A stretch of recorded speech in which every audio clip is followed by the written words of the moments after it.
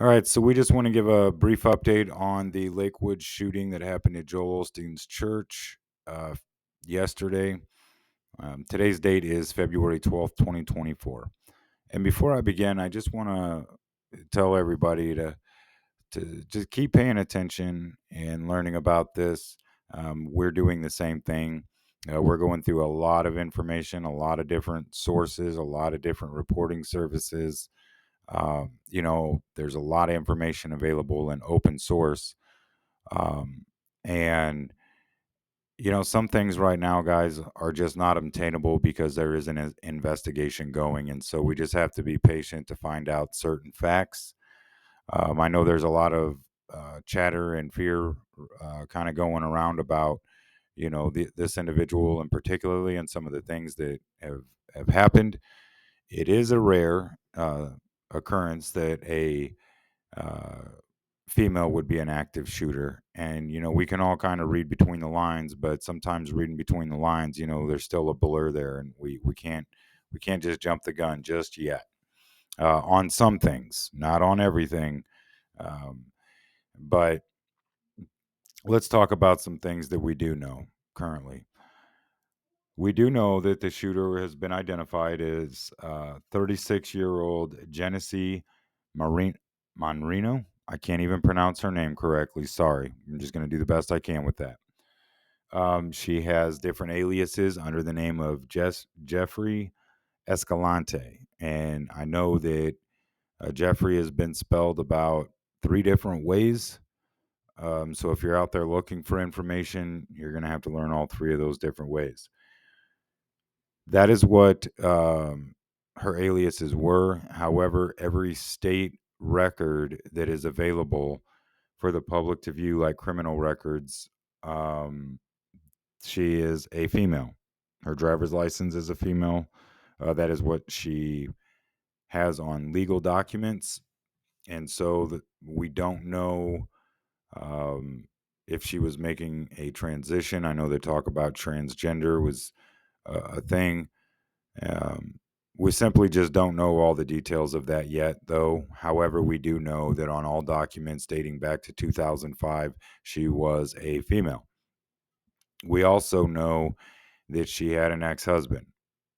Okay. And we also know that the boy that she brought with her was her biological son. So we have to assume that she was a female currently as this situation happened. Um, anyway, just to kind of clear up any speculation on that, I know online there's been a lot of different things. I'm not getting into all that until we see it on paper. Once we see things on paper, it is what it is. But right now, currently on paper, she was a female and she had a biological son, which tells me that's how she got here, right? She was from El Salvador. My assumption, I don't know. My assumption is she was married and came here. But again, I don't know, and we don't know what we don't know. So we'll have to wait. However, we know that the weapons that were used was an Anderson AR-15 that was obtained legally and as recent as 2023 of December. And she also had a Blue Line Solutions 22 long rifle in her backpack. Those were the only two weapons that she had on her at the time of the shooting. It is unclear how she had possession of the 22 long rifle. We do not know right now that it was purchased legally or where it was purchased from or how long she's had it. But we do know that the AR-15, it was Anderson, was purchased as recent as December of 2023. How she got that rifle, I have no idea. Her arrest record started in 2005, starting with the failure to stop and give information. She had a few other ones there. 2009 was assault on a public servant, assault causing injury, bodily injury. 2010, she had evading arrest and foragery. There was also some theft charges and an unlawful carry of a weapon in 2022. That was what we could find on her arrest record. She has had a history of mental health issues. It is not clear as to what they were, but we do know that she had them. We also know that the shooter had anti Semitic writings inside of the vehicle that were found by law enforcement and those officials. And on the buttstock of the rifle, we have an indiscrepancy because law enforcement tells us that the buttstock of the rifle said Palestine on it, versus news sources and other agencies said that it had free Palestinians. And so currently I'm going to veer to the side of law enforcement because they actually hold the evidence. Until we see evidence that it says free Palestine, right now we have to know that the buttstock just says Palestine on it. However, that doesn't mean much. Okay. And typically, um, in in El Salvador, where she is from, and that side of the world, um, there is a lot of religion there. You know, you have there's a lot of Catholic, there's Christian, there's a whole lot of different religions down there, and so this throws up speculation to me, and the fact that they found an anti-Semitic writings in her car. You know, there's plenty enough reason to have doubts and concerns with that. And that is also one of the things that they're looking for at her home in Conroe, Texas. Conroe, Texas, by the way, is about a 50-minute drive from Houston. At least that's what it said on the maps. We're kind of just trying to do our own investigation. So I'm trying to look at all these different angles and possibilities. So for those of you like that out there, just know it's about a 50-minute drive to Houston, not to Lakewood, to Houston.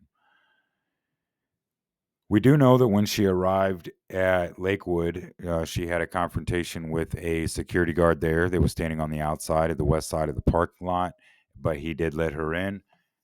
Uh, don't know how that confrontation went, but she was able to get access inside the building. And one of the things that we were talking about yesterday was how she addressed bombs. Well, we had it wrong. Immediately when she got in, she opened fire. The officers opened fire back on her. When she hit the ground, that's when she made the threat of the bombs. And still, so far, there has been no evidence or findings of any explosive material, including the ones that were sprayed on the floor. The sprays that she used had no contaminants in it that would cause any harm to anybody, uh, whether it's explosive or just chemical reaction. And so all is good there. The 7-year-old boy, we do know, was her biological son. He suffered one gunshot wound to the head. We do not know if the gunshot wound was from the mom or from the officers. That child is not expected to live, and he is still in critical condition. So please be praying for him. We also don't know where it entered his head at.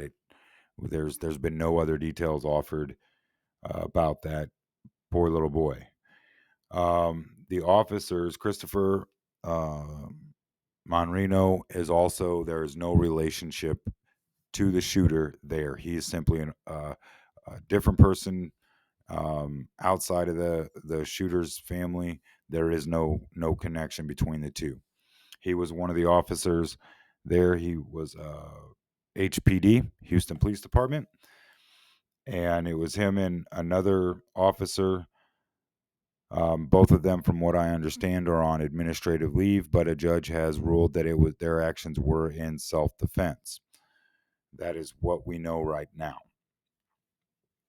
And good, they shouldn't be charged with anything other than self-defense. We do know that they were off-duty officers, but they also they were on the church security team as a position. Whether that's paid or unpaid, we currently don't know, but we do know it was a position that both of those officers held, and I'm grateful they did. Um, that's really about all we have on information that we have that can be accurate. I know I tried to clear up some speculation on the kid, and I'm not even going to get in the transgender thing, but that is what we know so far. We don't know what the aliases were used for. Um, However, she was working in real estate, and even her profiles then she was a woman, at least carried the identity of a woman. Um, we'll keep you up to date and informed as we find out different things and as requests come back and this investigation kind of settles down. We'll do our best to keep up with the accurate information. I just don't want to get into anything misleading. I do believe that there's reason to speculate on this particular situation, several different things, but I'm simply just not going to go there. Not at this time, anyway. My job is to sure give my opinion, but it's also to give you some truth. And so that is what I'm going to do. We will talk to you later. Enjoy your night. Peace out.